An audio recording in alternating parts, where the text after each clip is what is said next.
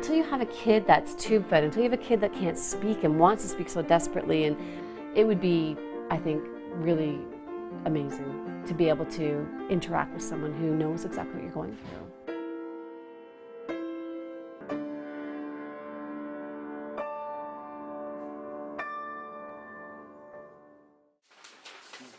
Bow.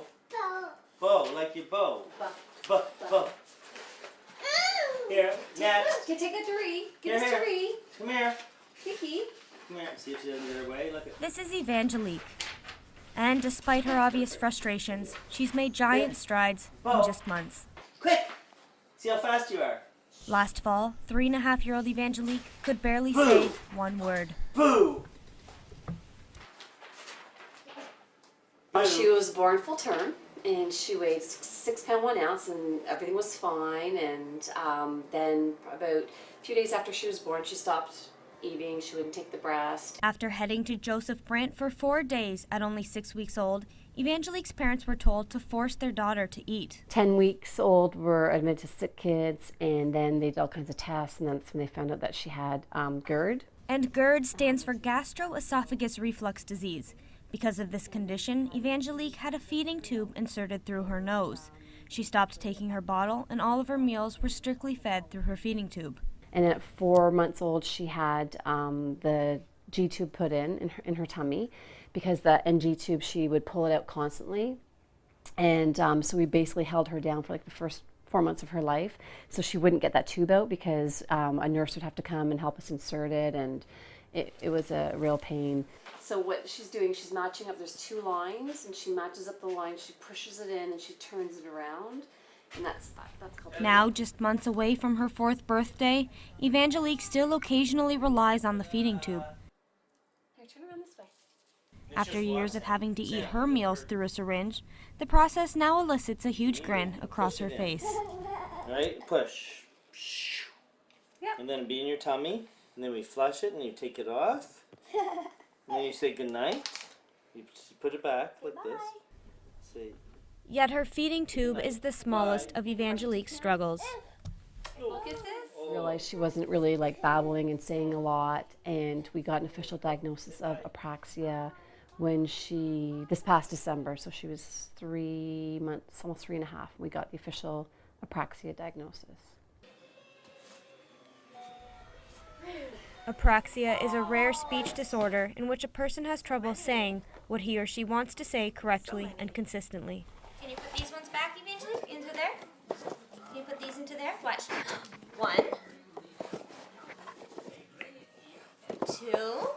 The hardest part, I think, too, but having a child who's almost 4 who doesn't speak, you don't know her dreams, you don't know her nightmares, you don't know what she's thinking, and it's really, it's horrible, because cognitively, her receptive language is normal. She understands everything. Arm, here. You know, you tell her to do something, she goes and does it.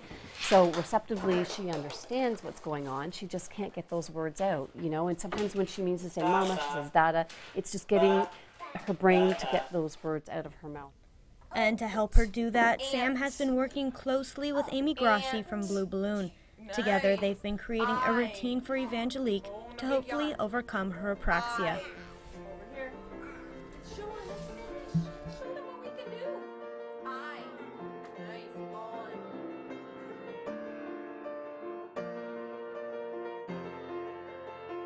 So my name is Amy Grossi, and I'm a speech-language pathologist here in Burlington at Blue Balloon Health Services. Amy has been working with Evangelique since the beginning of March. Let's blow it out. Yay! Good job! Ball, yes. Amy and one other speech pathologist work together as a team 2 times a week with Evangelique. Evangelique kind of has some difficulty motor planning and sequencing the sounds together. So we really have to start at the basics and breaking the sounds apart and then starting to sequence them together for her. Show me with your sound. Ready? Me.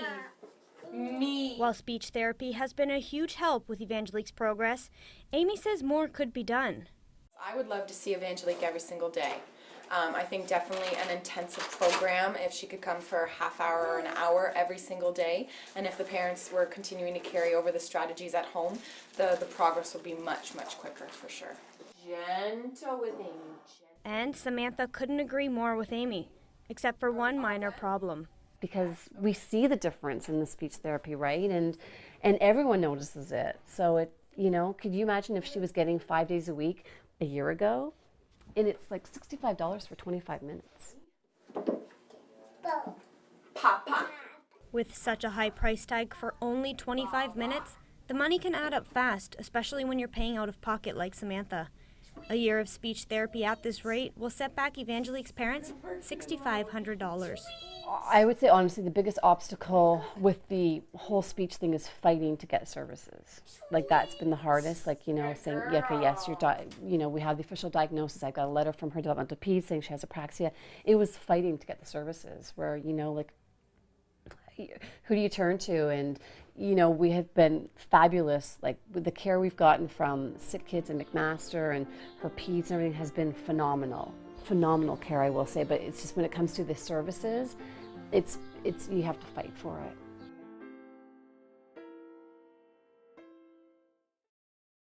You want to choose your own? You want to choose the same size? Let's see if you can choose the same size. See which one is the same size. Here at Parkview Children's Center, Evangelique feels at home.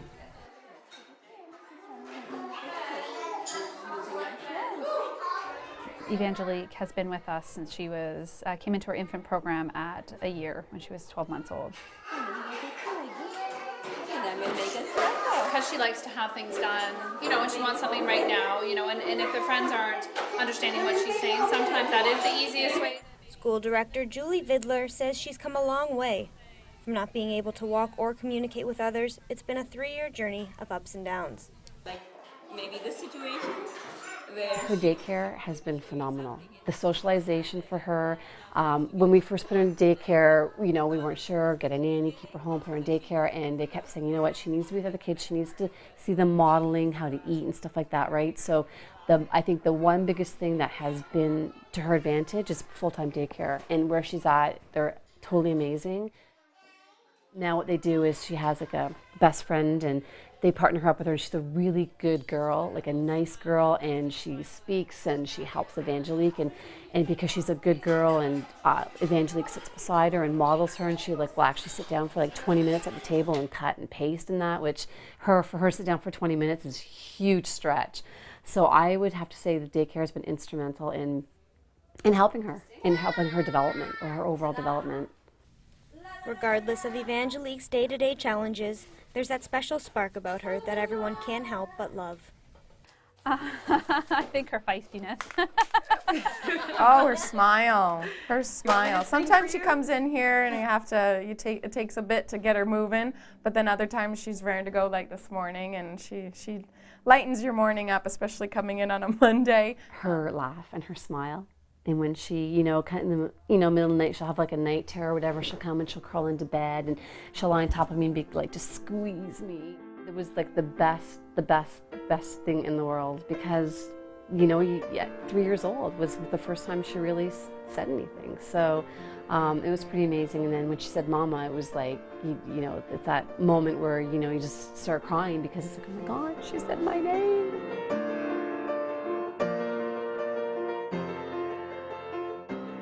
I just want her to fit in to society and function on her own and just be a happy, healthy kid.